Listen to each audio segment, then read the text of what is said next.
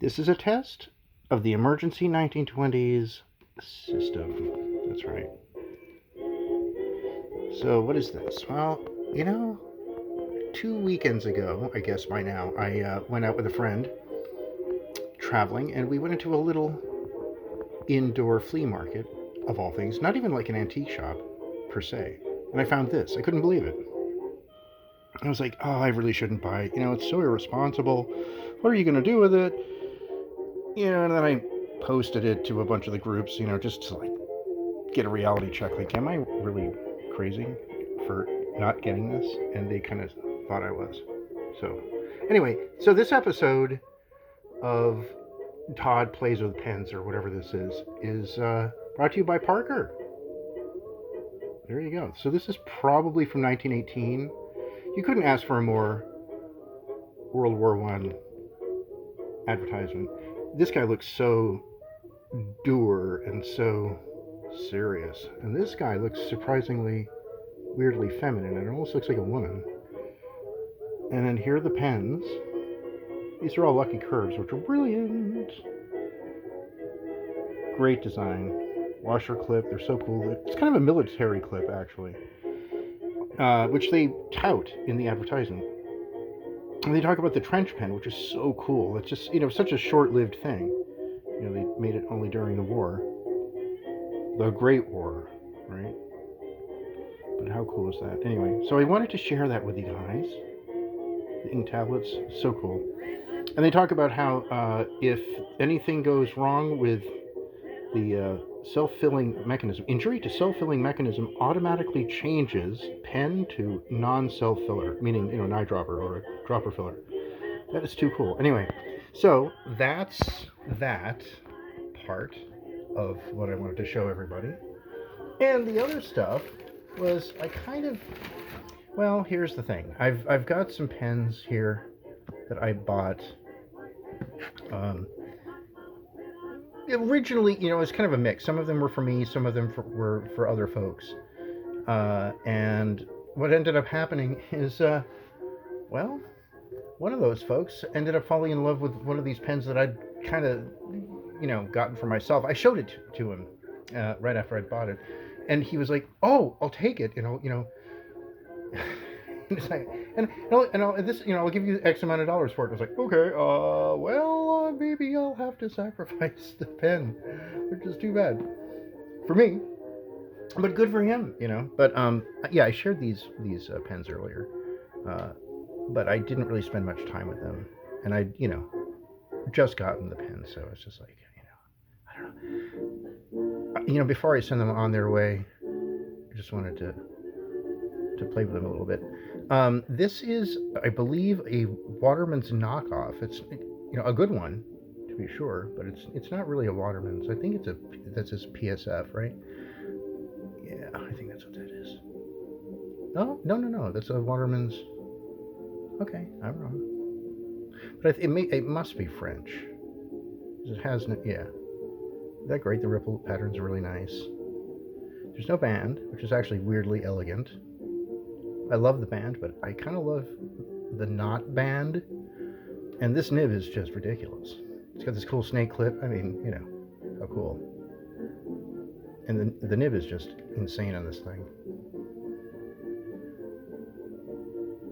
Let's see if I can zoom in a little bit on that. How's that looking? Sometimes I've got this, and sometimes I don't. So the light is a little screwy. But yeah, it's a Waterman's. Okay. I was wrong. It's a Waterman's. It's not a knockoff. It's the real deal. Anyway, the tines on this thing go on forever. Fabulous pen. And I'm just going to play with this a little bit. Just because I wanna. It was so nice. It's such a gorgeous nib. The only reason I even decided to sacrifice this, well, it's two reasons. One is because it's finally getting a bit easier for me to find these things. I mean, they were impossible to find for me at first for a long, long time. And that ties me into the second reason. So the first reason is it's getting easier for me to find pens with great nibs. But the other thing is because I know how hard it is to find them, I'm just so glad when I do find them. And I remember what it was like not being able to find them for me, and the challenge, the challenge of finding them working, from somebody who knows what he's doing or she's doing. I mean, really restoring the pens, really getting them writing the way they should. Okay, I dip that thing pretty far. Unlike some wonderful pen people, vintage pen people who I love and who will remain nameless, I just feel weird about having the section all covered up in ink. I just can't seem to do that quickly. But anyway, let me see what I can do here. I'm going to change my position and see if this works better. So this is a Waterman's, right? Hope you guys can see this.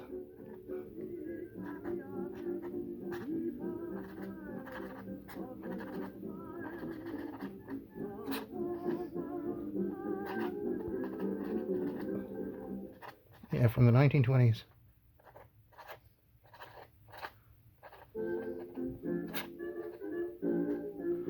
This thing's lovely. And I wish I could convey just how soft. Let me try to zoom in a little bit more. Is that better? I think that's a little better. There you go. Yeah, this is terrific.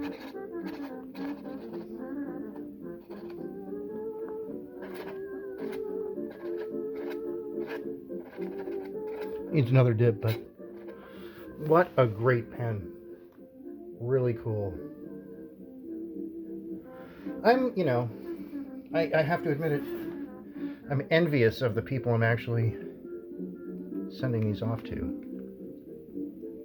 If only I could, I just can't use them all. I love them. I feel like I'm hoarding them at a certain point, I mean, I've got a ton of them. And I know people who have literally 10, maybe 20 times as many pens as I have, and I've got a lot. I've got an awful lot. I think it's part of the good advice to people who are really getting pretty serious about collecting is to find a point where you feel like you're kind of comfortable in terms of how many you've got, and then kind of take some. If you have duplicates, which is happening to me a bit, then sell those. This is a great pen. This is the one that I got for myself, and then showed it to this lovely person who's now going to be the recipient of this and of the previous pen.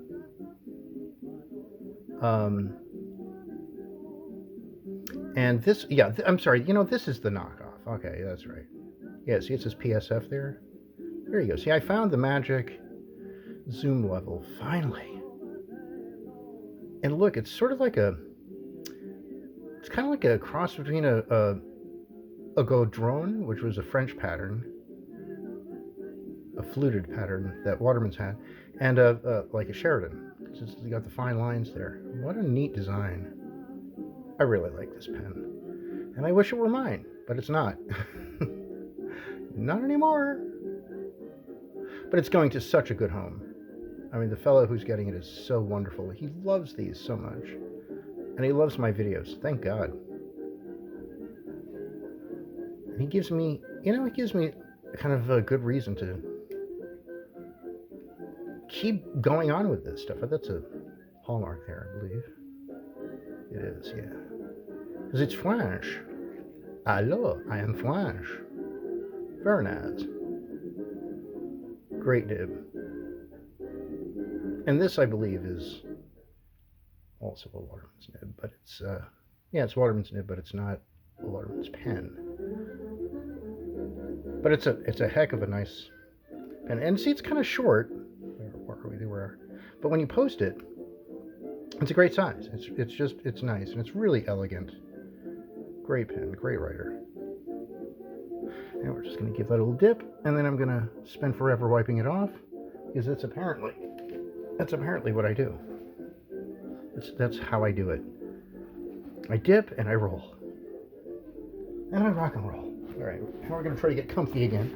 Move the ink over there so we don't knock it over. And then we give this a shot. That's right, I'm doing gymnastics here. For you people, for you folks. All right, how does this write? Cool. Yeah, this is nice.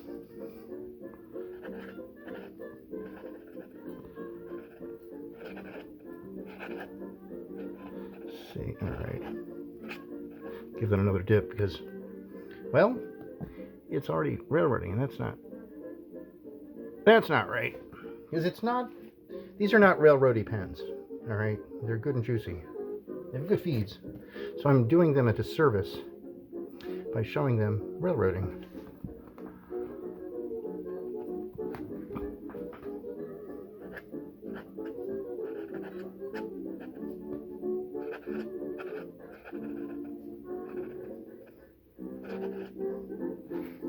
Yeah. This is a Waterman's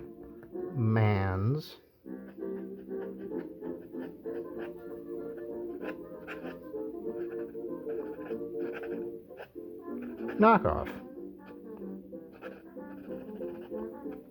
from France.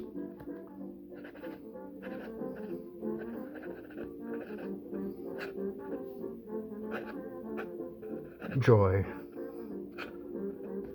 It's a nice pen. I love it. I really love it. I wish it were mine. But it's not. It was, but not anymore. What a great pen. What else do we have in here? I got some cool stuff in here. All right.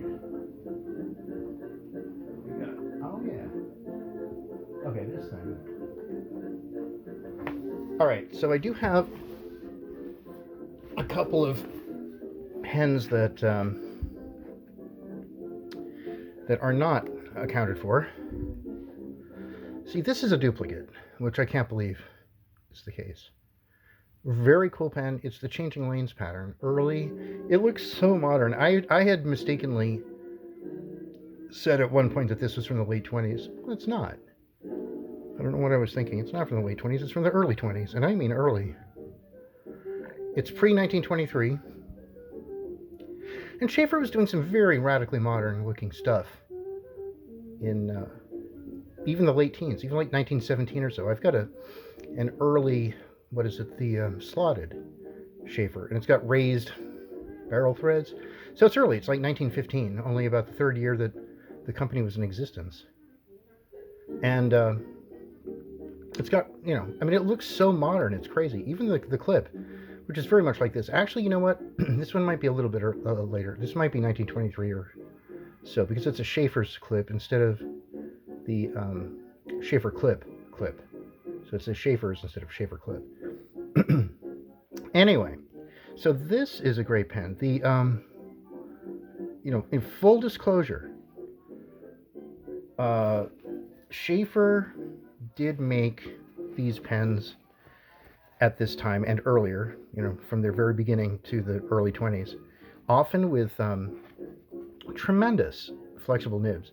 But for whatever reason, I'm not sure what that reason is, they never quite got the hang of getting the feeds to keep up. And what I think what it was they just didn't make the ink channels deep enough. I think that's what happened. It's just a guess, but I think that's what happened. Anyway, but again, phenomenal tines on this. I've got two of these. They're both amazing. They both have tremendously flexible nibs. They're just very cool looking. Let's give this thing a little spin. So yeah, it does. This one does tend to starve of ink after a while, but yeah, wow. It's already giving me a heart. There we go.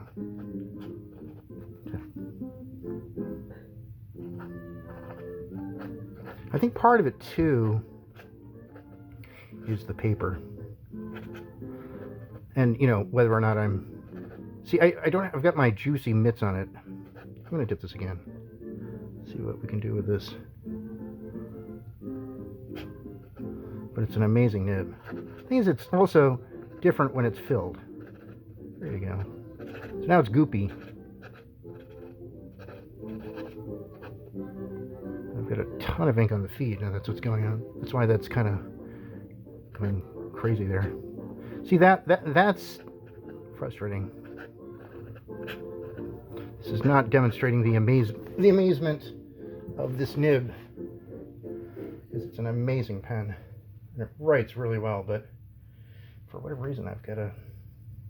Thing is too, you know, I cleaned it off, and it's like you kind of have to get them primed a bit, because there's...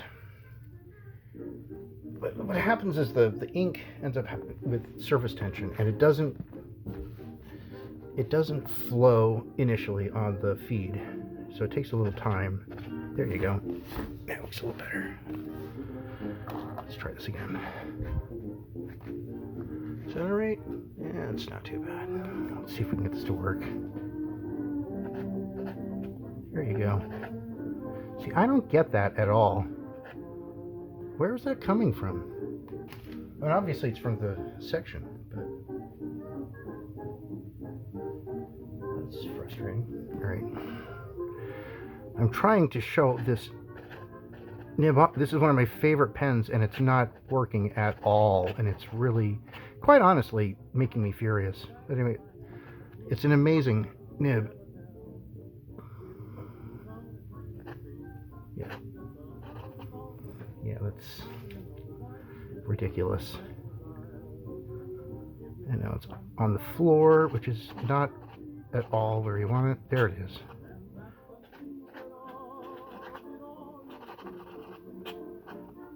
Good, okay. Well, anyway, it's an amazing pen. I don't know why it doesn't want to... It's ridiculous. It's just throwing ink. This was supposed to be fun. That's at the end of the feed, which is not where it's supposed to be. It's supposed to be in the feed. Right?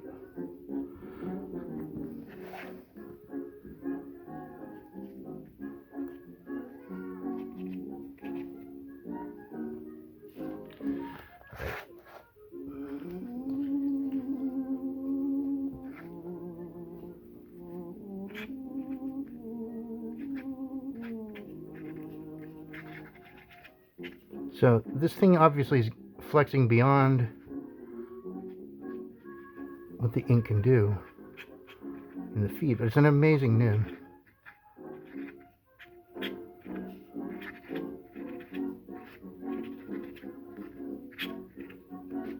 don't know why this isn't working.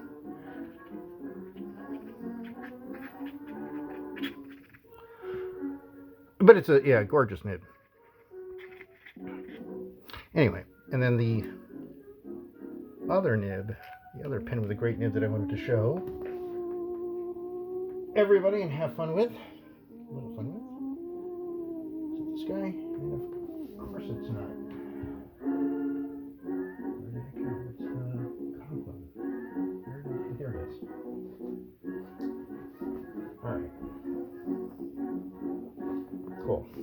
Yeah, this thing's great. This is another phenomenal nib. I don't remember if this is a 25 or not, but it's, yeah, this is another Conklin crescent filler.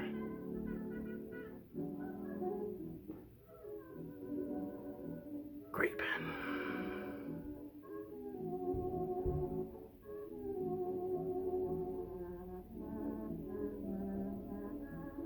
And I can't tell if this is it that way or is it this way. I think these guys have it upside down. Yeah, they do. I don't know why, but there you go. Very cool pen. And really nice nib on this.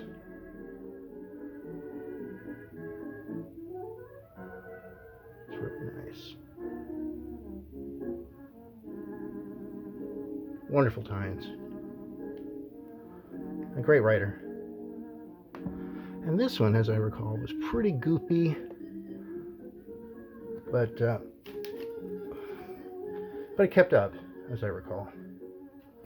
Let's try it. Let's try this one. There you go. Yeah, very friendly.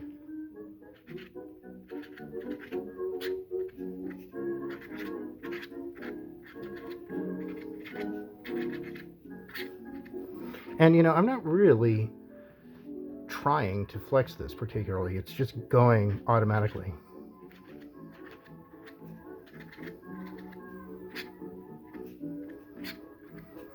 Another another dip.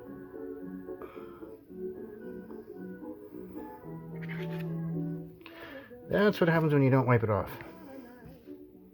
None of this is really like this when you actually fill it.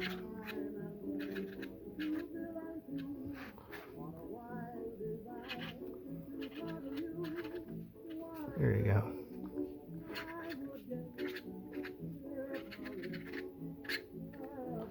That's a great nib.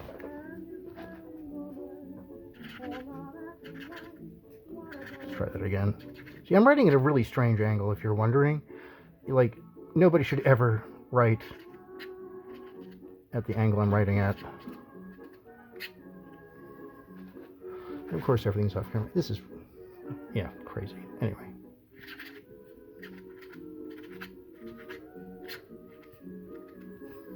Yeah, now that I've got my rhythm,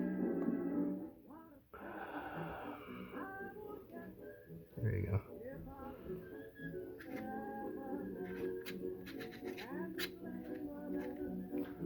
go. Awesome. That's a great pen.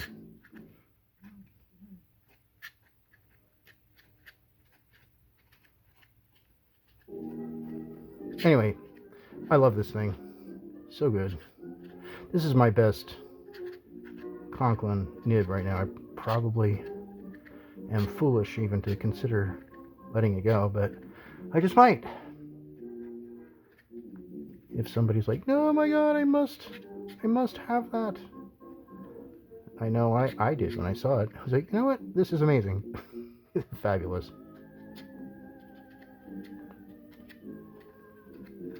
Anyway, well, thank you folks for joining me here on this journey, and just for a few seconds, just as like eye candy, just to revisit the pen.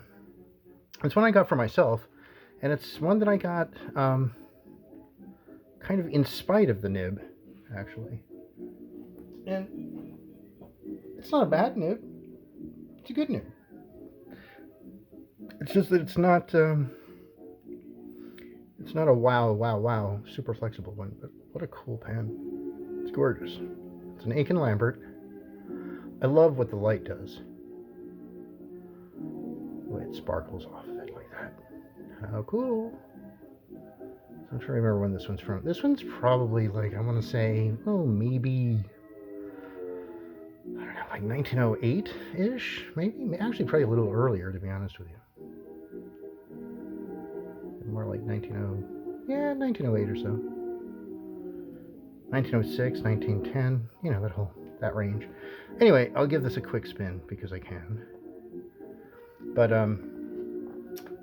the nib on this one is just, it's pretty fine, and it doesn't really flex much. And you know, it's worth remembering that when this pen was made, manifold nibs, which are inflexible nibs, were expensive and considered premium in a lot of ways because they were tough.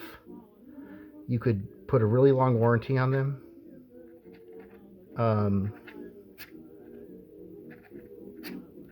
Yeah. And you could make carbon copies with them.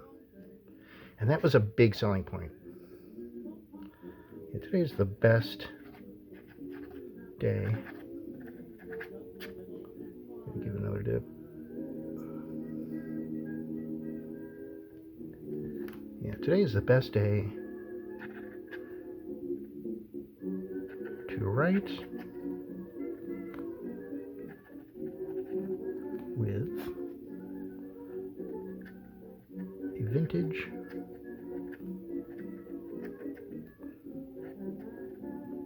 fountain pen.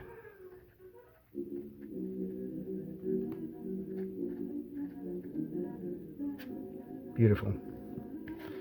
Anyway, this has been fun. I thank you guys and gals and all of y'all, as they say in some parts of the country, for joining me.